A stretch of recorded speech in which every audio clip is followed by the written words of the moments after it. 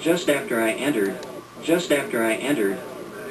there was a group of nurses and doctors standing around with a lot of concern, and Jack Ruby came up to me.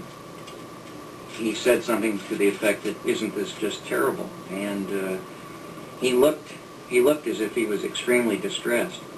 I shook hands with him, and I had known him previously. And Ruby asked me what I thought about his closing his places of business for a day or two out of concern for what had happened. And I told him I thought that was a good idea and to please excuse me, I had to go on. I guess that encounter with Ruby took maybe 25, 30 seconds. It was very clear to me who I had talked to and who I had called by name and who had called me by name and who I had shaken hands with and everything. But when the Warren Commission report came out, they said that probably under the stress of everything that was going on, that I most likely was confused and that I talked to Ruby at the police station several hours later.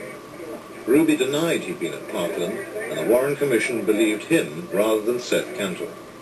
I was dismayed when I picked up my copy of the Warren Commission report and discovered what they had decided about my testimony. And among other things, I immediately began to wonder, who else they had talked to, who they chose not to believe, and why. A pristine bullet, which the Commission was to allege had wounded both Kennedy and Connolly, magically appeared on a stretcher at Parkland. In this picture taken at Parkland Hospital, we see a man walking away that very much resembles Jack Ruby.